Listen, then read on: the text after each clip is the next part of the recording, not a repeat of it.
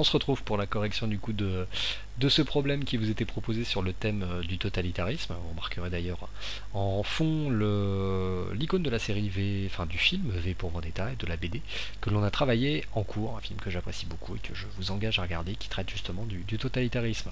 On commence par la correction de cette dictée de phrase qui vous était proposée et que je vais vous indiquer sur le côté tout en rappelant ce qui était proposé. Donc la dictée était la suivante. La police d'État souhaitait contrôler. Je vais m'attarder après sur la correction pour chacun.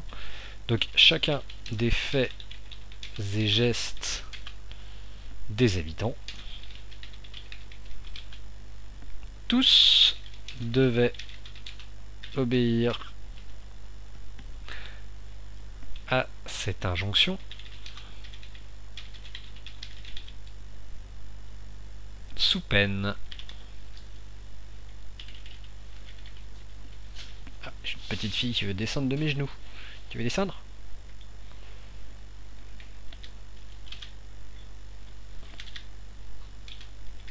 Tu veux dire bonjour aux élèves? Tu veux leur dire bonjour? Non? Donc, sous peine de se retrouver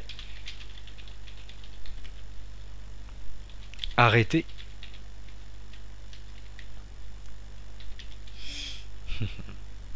ou pire, liquidé. Vous aurez bien compris que liquider signifie bien sûr être tué. Alors, on regarde du coup ce que donne cette dictée. Tous ensemble, on regarde les petits points sur lesquels vous auriez pu vous tromper et voir combien de points ça peut vous retirer. Alors, la police d'État souhaitait, pas de difficulté particulière, souhaitait de l'imparfait. Contrôler, on mettra bien ER à la fin, on pourrait tout à fait mettre souhaitait prendre, par exemple, souhaitait attendre. Si on peut remplacer par un verbe du troisième groupe à l'infinitif, ça veut dire que c'est bel et bien un verbe du premier groupe à l'infinitif, et donc eh ben, qu'à la fin, ça se termine nécessairement par ER, obligatoirement. Chacun des faits et gestes, alors je sais que la liaison est un petit peu particulière, au revoir mademoiselle, est un petit peu particulière, des faits et gestes des habitants, des faits et gestes on dit, hein, mais ce sont des faits, donc FAIT, un fait, qu'on met au pluriel, des gestes il y en a plusieurs, des habitants il y en a plusieurs également. Tous, on se méfie de tous, qui est un pronom impersonnel pluriel, et qui s'écrit donc TEUS. Du coup, devait est bien un verbe à l'imparfait à conjuguer à la troisième personne du pluriel, AUNT, obéir, il n'y a pas de difficulté, un verbe du deuxième groupe. A, on ne peut pas dire avait, donc du coup, si on ne peut pas dire avait, ça signifie que c'est A avec accent.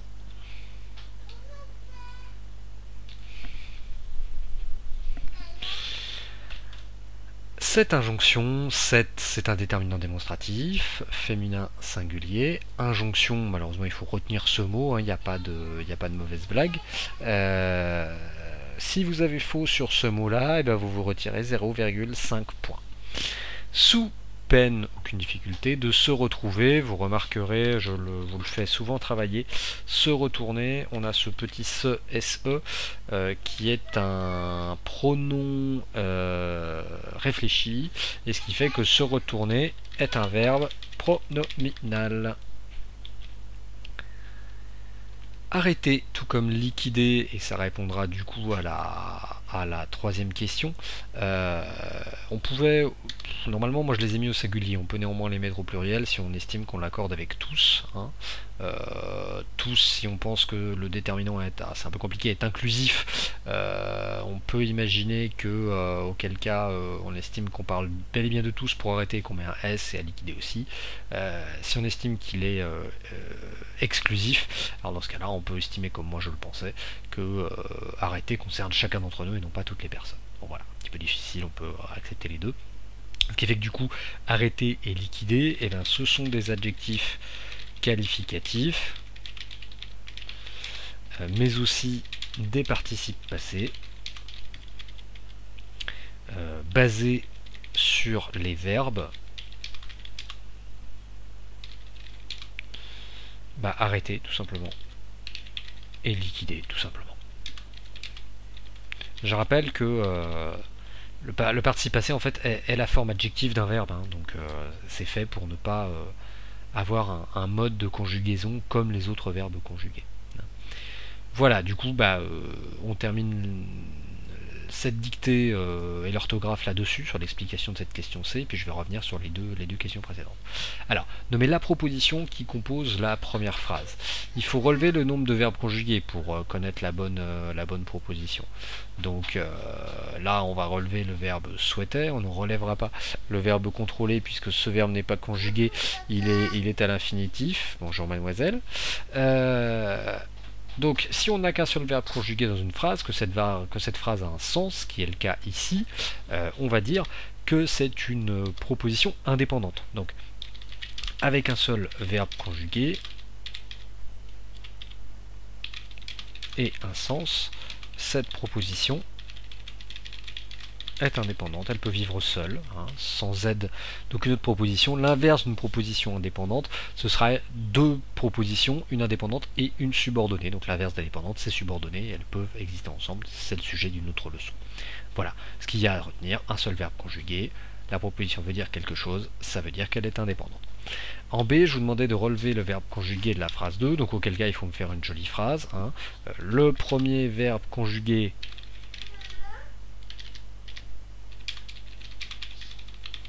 de la phrase 2 est devait, on l'a ici, hein. Et je me suis trompé d'ailleurs, parce que c'est pas devait, c'est devrait, hein. Je sais pas pourquoi j'ai mis ça au moment de la correction. Donc c'est devrait, et du coup ça change tout, hein, ce petit R que je viens de rajouter, que j'avais nommé lors de la dictée. Du coup, à cause de ce petit R, eh ben, il s'agit d'un verbe conjugué au conditionnel présent. C'est-à-dire qu'on retrouve le radical du futur simple, hein, on va le retrouver dans, par exemple, je devrais, tu devras, il devra, et ainsi de suite.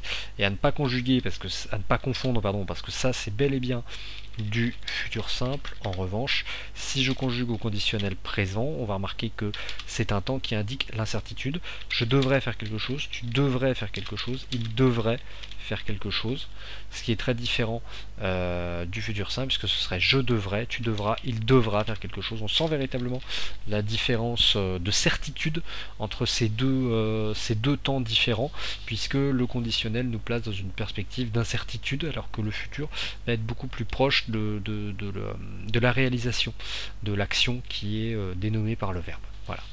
Donc un verbe qui est conjugué au conditionnel présent, alors comment est-ce qu'on le sait? On le reconnaît à son radical hérité du futur simple et à sa terminaison qui est celle de l'imparfait. S, AIS, AIT, IENS, AIEZ, AIUNT, vous les aurez reconnus ici. Et donc du coup, comme je vous l'ai dit, on peut mettre une petite phrase du type « L'action de ce verbe est incertaine ». Tous devraient obéir à cette injonction, ils devraient le faire, mais vraisemblablement, ça ne va pas être le cas, donc l'action elle-même est incertaine. Voilà donc pour les corrections de ce problème. Je vous conseille de bien potasser ce problème, de le refaire aussi. Refaites-le une fois, deux fois, ce sera très bien. Et puis passez à un problème de niveau suivant pour essayer de vous améliorer. Allez, à très bientôt.